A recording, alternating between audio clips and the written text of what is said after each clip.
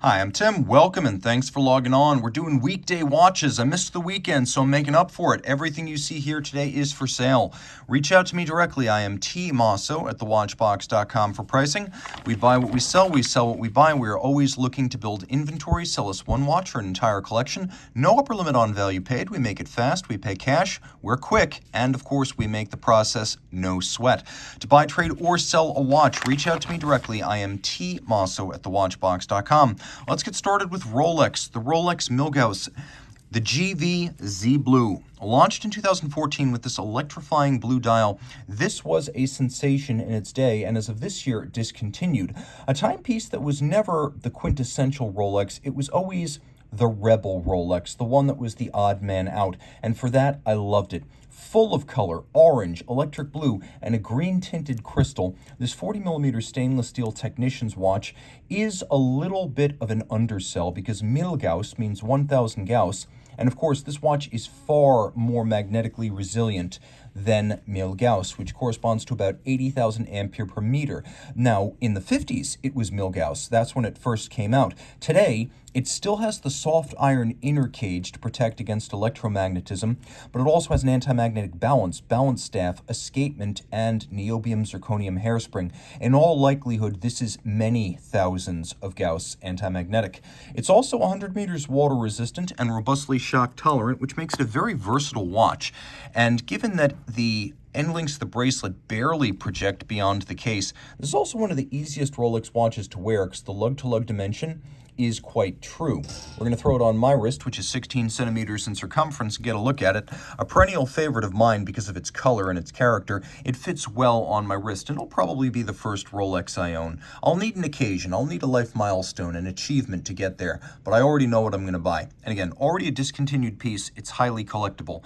The watch is comfortable, low enough to fit underneath the cuff. You can see that right there. And then we'll do a lume shot, just in case you would like to know what the Milgauss looks like in the dark. Now you know. Some versions of it have different colored lume. This one is all Rolex Chromolite for maximum uniform brightness. We do have a solid case back. We've got the 5mm Easy Link tool-free adjustment, snap in, snap out. There's also 3 sets of divots, so you can use a spring bar tool to move the bracelet anchoring point inside of the clasp. And if you've ever wondered about this green crystal, fun fact, the green crystal, Milgauss watches don't have the laser-etched crown at the base of the crystal down at 6 o'clock, because if it were present on the green tint, you would see it without magnifying optics, which would be a no-go for Rolex. So that's why you will not find that laser-etched crown on a GV Milgauss. Okay, Omega.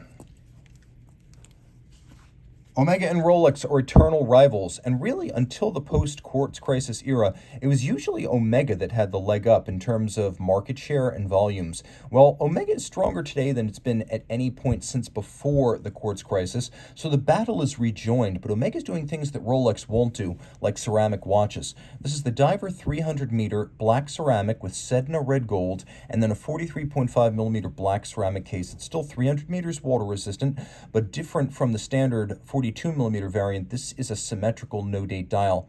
We have rose gold skeleton-style hands applique indices. We have a dial featuring a combination of polished waves and a matte black base. The dial is also made of black ceramic. Let's hear the bezel.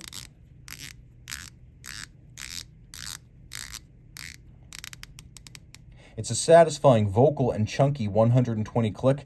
The bezel is a combination of the red gold and then a ceramic insert, which has been laser ablated for the matte chiseled portions and then raised, relieved, and polished for the characters. Helium escape valve, you open it up. Now you can open this generation of it during a dive. When internal pressure exceeds external pressure by 2 to 3 bar, the part of the valve you can't see opens up and allows the helium to escape without blowing out the crystals of your watch. Caliber 8806, anti-magnetic, shock resistant, a master chronometer, and a 55-hour power reserve. The watch is big, make no mistake. It's a large Seamaster, but being mostly ceramic, it's lighter than you might think. The only real source of mass is the hardware in rose gold, and you can see that on my 16-centimeter circumference wrist. It wears just fine, though I think you need a wrist of my size or larger to wear it well. We've got a rubber strap with some striations built in, and then a beautiful ceramic pin and buckle. This is where a lot of brands cheapen out, and they'll give you some sort of titanium DLC or steel DLC part to look black like the case? Well, Swatch Group is able to confidently manufacture parts as thin, fine, and tiny as that pin out of ceramic without imparting delicacy. So the part of your watch that's most likely to be under your wrist, the buckle, that's going to get scraped back and forth while desk diving, it's well protected from scratches due to the fact that it is made of ceramic. Okay, here's the one watch to rule them all. I often tell people to get a JLC Master Compressor Memovox or the Ulysse Norden Marine Annual Calendar Chronograph if they want to own just one watch. This model launched in 2003. It's 40 millimeters in diameter in steel, 100 meters water resistant. It has a grande date or large date, an annual calendar, because you can see it also has a little month indication at 4:30, and then there is a chronograph, screw down crowns, screw down chronograph pushers.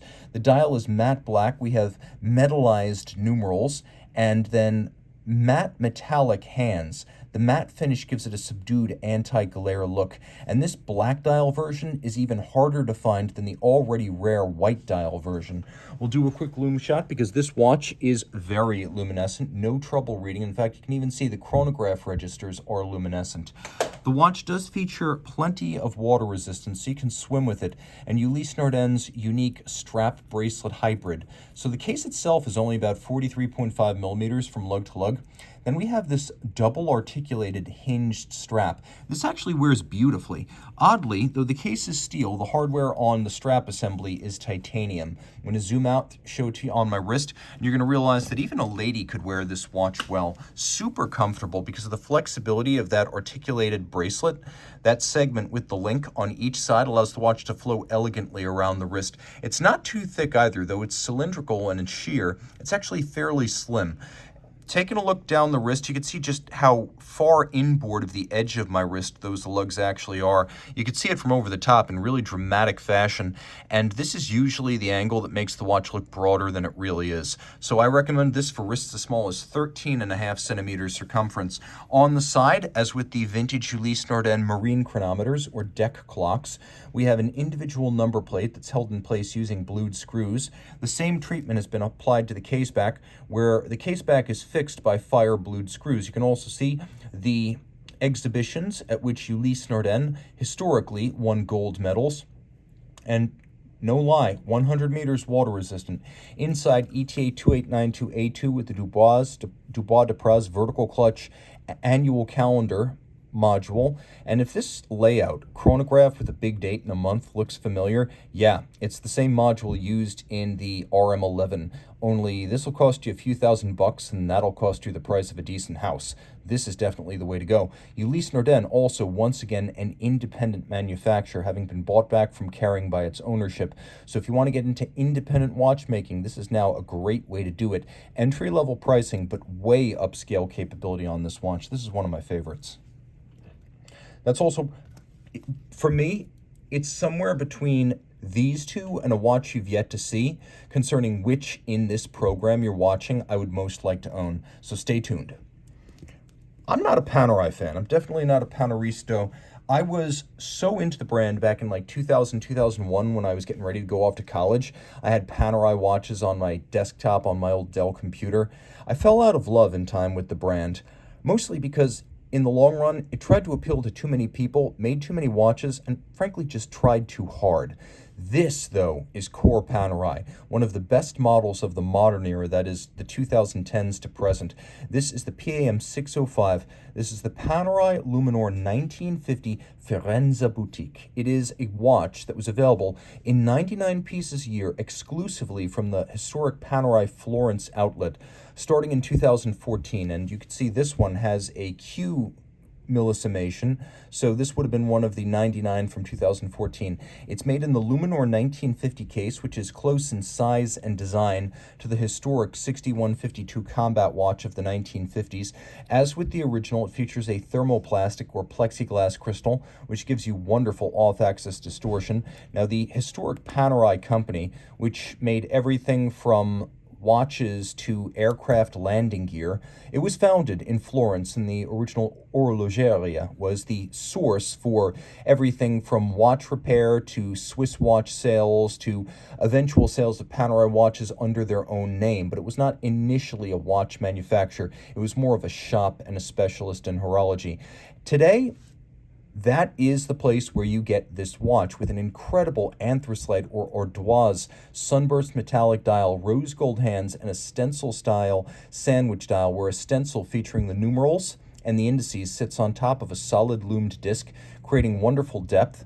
Luminor historically was a paint. Luminor today describes this particular case shape. There is no lack, however, of lumens.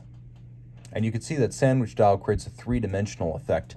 Now, the watch does have some underlying modern luxury watch features, such as the ability to set the hour hand independently and a 3-day manual wind power reserve.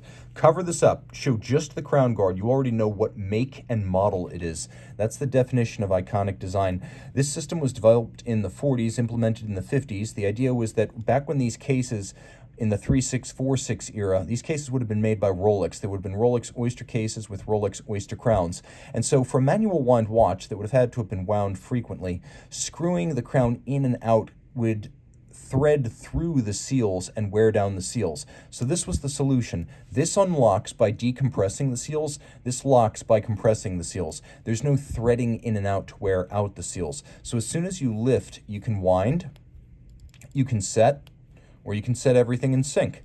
And of course, it's harder to jump into the water with this crown unlocked than with, for example, a screw down crown that's 2 turns out from completely threaded in. You can't even see that.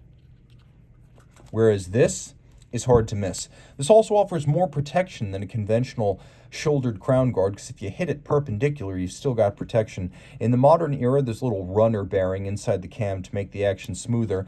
Then on the back, we have the manual wind twin mainspring barrel, Panerai caliber P3000, designed to read like a pocket watch movement, like a Rolex Codebert 618 or an Angelus SF240. You've got this 3/4 style bridge. It's not 3/4 because it is broken for easier service, but it reads like one mono bridge.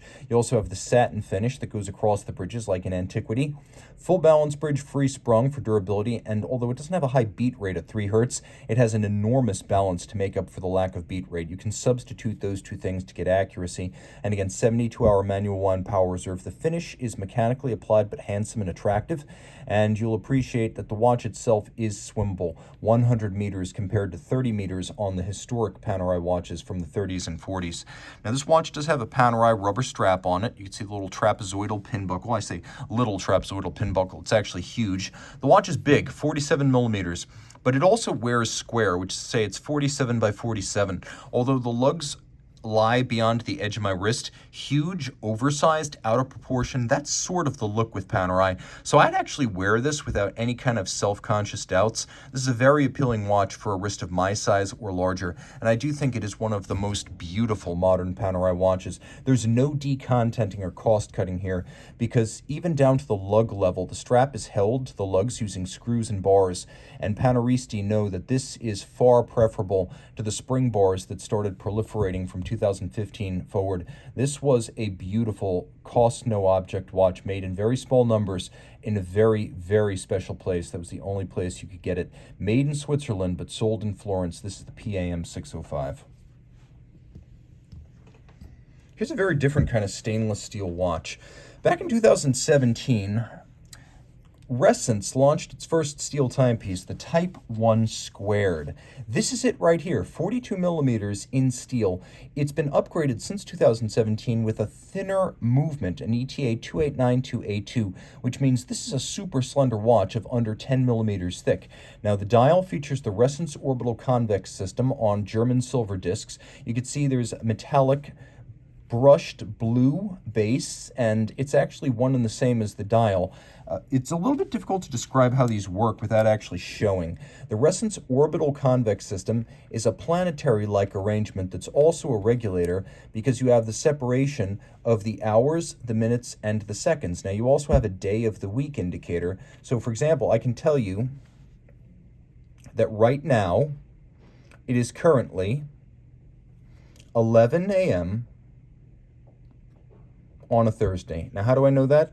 Well, this moves in a clockwise direction. The two colored arcs are Saturday and Sunday. So we have Monday, Tuesday, Wednesday, and then Thursday. Now you can see that that indicator is in the first half of the arc travel. So that means it's in the first half of the day. So you're looking at 11 a.m.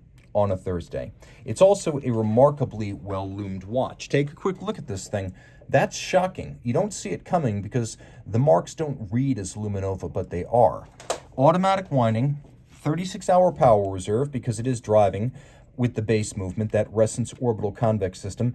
This has 15 joules and over 100 parts. The orbital system is their own movement, made to their own design, so it's really like two movements. One is ETA, one is Ressence. There's a case-back lever, which was also introduced on the Type 1, that makes it easier than in the past to actually set these. Now, it is automatic winding, but you can find the friction zone on the case-back, and you can wind using the case-back lever. It's an easy watch to wear, super slim, with barely there wire-style lugs. We'll throw it on my wrist, which is 16 centimeters in circumference. Very comfortable. And flat, again, under 10 millimeters thick, disappears underneath the cuff. I could recommend it for a wrist as small as 14 centimeters circumference, maybe even 13 and a half, depending on whether your wrist is flat across the top. Ressence watches, super cool. Really good looking, original, one of the few genuinely new ideas in the ancient field of horology. FP Journe. I have to admit that FP Journe is a brand I respect rather than love. Journe has been one of the most influential and ingenious watchmakers of the last 40 years. And it goes without saying that his impact on the independent space has helped to create what we know as the independent space today. It would not be as broad or as prosperous if it hadn't been for the path blazed by FP Journe. That said, I'm not red hot on every single model.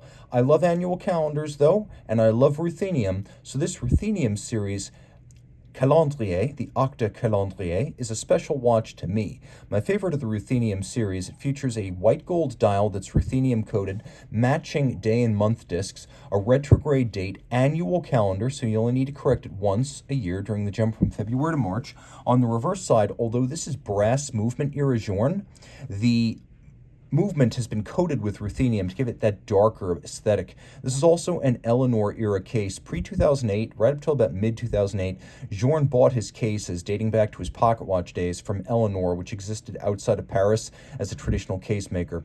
That's why you have the Eleanor Maker's Mark, the double-stamped French Eagle hallmarks, as well as the Swiss hallmark, because this is a case made in France and fully assembled as a watch in Switzerland, hence the double hallmarks. Now, here's a feature that went out of use in about mid-2005 at Journe, and that is the stamping of the case's year of manufacture next to the reference. So the reference is Q04 is the year the case was made. The ruthenium series was a series of platinum 40mm watches with the ruthenium movement and ruthenium coated dial. Each of the 5 models was made in 99 pieces. On the dial side, you can have a lot of fun with these. Let me just make sure I'm not in the date change danger zone here.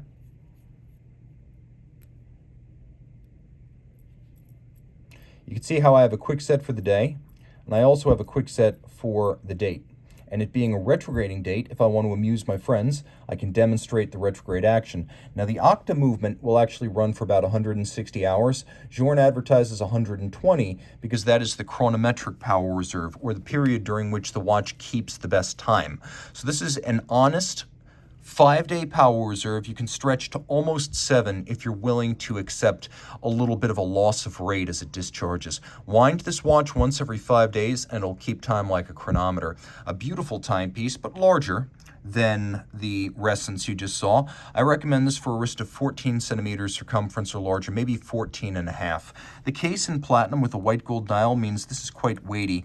And here's a feature that is by no means universal in Journe watches, an upgrade in the form of a deployant clasp. So this adds a lot of value to the package. Many folks ask me, Tim, what don't you like about the AP Code 1159 dress watches? And I say, well, they're a little bit too large and brutal to be dress watches, and the Jules Audemars line was spectacular. And when you look at this Jules Audemars chronograph, you can see why. Rich, 12-step, hand-buffed and cured, white lacquer Breguet numeral dial, tachymeter on the dial like a vintage chronograph. You could see blackened gold hands, 41mm welded lug rose gold case. And on the reverse side, an Audemars Piguet manufacturer caliber 312. I believe this is the 3124 base. And so automatic winding, you can see the coats of arms of the Audemars and Piguet family. Remind you that these families founded the company, but AP is still the oldest continuously family-owned and run watch brand in Switzerland. This movement base was designed for the offshore. As a result, it's got a full balance bridge, a free-sprung balance for shock tolerance, and a physically enormous gyromax-style balance with a lot of mass to shake off those concussion-induced timing deviations. Good-looking movement with a judicious blend of hand and mechanical finish. Because it uses a Dubois de Praz vertical clutch chronograph module, you can see the chronograph always starts without jump or stagger. There is no date here, but we do have a hacking or stop seconds function. And you can see how the lugs were welded on, slotted into slots in the case flank, welded together with heat, and then hand finished to remove evidence of the weld and create that sharp break. That's a very slow-going handcraft process. You can also see it pays off because the lugs are vertically satinated and the case is longitudinally satinated. We have a few polished highlights and then shouldered chronograph pushers. We have a full AP logo style deployment clasp. When I throw it on my wrist, you can see it's a full-size dress watch, but it's nowhere near as large and bulky as the Code 1159s. I like the 1159s just fine, but they're more sporty dress watches than pure dress watches, whereas this, with the exception of the size, this is the very image of a 1940s or 1950s dress chronograph. Really very special, beautiful, and in my opinion, a future collectible and classic. I think folks overlook these, and when people search for value in Audemars Piguet watches made in the 2000s and 2010s, the Jules Audemars collection, particularly complications like this, will climb the rungs and become something we wish we had bought in duplicate. All right, I told you that this and this were vying for favorite status among the watches that I'm presenting to you today. Well, what's the third man? Well, probably the coolest watch on today's program. This is the Moser C Endeavor Perpetual Tantalum Blue Enamel. And it's all of those things. 42 millimeters in blue-gray tantalum metal in a handcrafted case. You have a handcrafted dial. White gold dial base, hammered, then enameled in up to 20 steps, fired at 800 degrees centigrade to create this abyss blue fume fade. This is Moser, so there's no branding, but do you need it? You know who made this watch. Leaf style hands, you can see we have a power reserve indicator rated for 7 days. In fact, it will run for almost 9. We have the Andreas Streller perpetual calendar system, which was first conceived back in the 2000s for the original Moser perpetual model. Here's how it works. A stub index at center sits underneath the hands. 12 hours correspond to 12 months, so you're looking at June 5th, the 6th month and the 5th. Now, Streller is a master of cloaking the complexity of complications, which is why you have just the month and the date. The leap year phase hides on the case back. Also, he is an innovator in complication design, which is why we have this bi-directionally settable perpetual calendar. I'm quick setting it in both directions.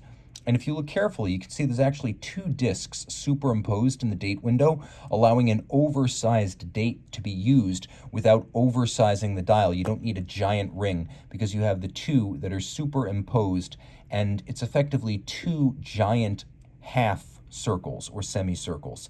Now, the watch has a lot of weight, being made of tantalum. The components that are not tantalum are the crown, the case back, and the buckle, but it's a full steel deploying clasp. As with Journe, Moser generally doesn't give you a full clasp on its watches, so this is a very premium feature for a very premium watch. The case is machined and then hand finished to get these wonderful hollows. Very difficult to do with tantalum. It spreads like butter and it wears out tools. Edouard Mélon, the CEO of Moser, told me that they wore out about 1 set of tools per case they made during this series. It's an easy watch to wear, partially because of the shape of the case. You can see how the lugs are sharply downturned. They turn almost 90 degrees down from the horizontal of the case band. This really is sort of my dream Moser. A watch that wears easily, has immense presence, and is discreet about who made it, while being exuberant about the craft arts that were used to make it.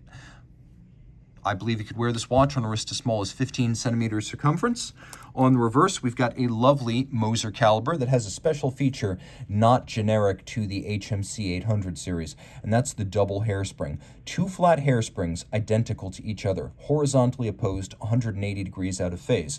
So when, due to the influence of gravity, one begins to slow down, the other, by an equal and opposite margin, will speed up. So in any position, the double hairspring instantly does what a tourbillon is supposed to do, which is to cancel out the effects of gravity. Big, slow beating, 18,000 vibrations per hour. The platform with the escapement, the balance, and the bridge assembly lifts out as a unit to be replaced with a pre-serviced, pre-adjusted unit when it goes in for service at Moser in one of its regional service divisions. It's in Asia, it's in Europe, it's in the United States. So your watch will be coming back to you quickly thanks to regional Moser service bureaus, but also the fact that the most laborious part of the service, the assortment, can be replaced as a module. A few elements that are a nod to vintage Moser pocket watches. The bridges are designed to read like a 3/4 bridge, even though you can see they are split for easier service. It's designed to read like a 3/4, just like the Panerai you saw earlier. Unlike the Panerai, here we have actual pocket watch style golden chaton cups holding the arbors of the two barrels and then the full drivetrain down to the escapement. So you wind up with a beautiful set of chaton that are worthy of a Lange. And in fact, there is one thing in common between Lange and Moser. They are both revived brands that uphold the finest traditions of antiquity. Moser was recreated in 2005, Lange was recreated in 1990, and they do justice to their heritage. You could see, if you look carefully, that the escapement here is 14 karat gold, and it's made by Moser. They make the escapement, the hairsprings, and the balance. They have their own ability to make these parts through the precision engineering subsidiary, making Moser one of the smallest brands in the business that can make hairsprings, balances, and escapements. Then we've got a full balance bridge and a free sprung balance for shock tolerance, lovely double crested Côte de Genève across the bridges, snailing on the edge of the bridges, black polished screws, a satinated crown wheel core with the lovely pocket watch style swan's neck click spring. Just really, really special in every regard. There's nothing I do not like about this watch except the fact that I do not own it. Reach out to Team Mosso at thewatchbox.com for purchase and pricing details of any watch you see here.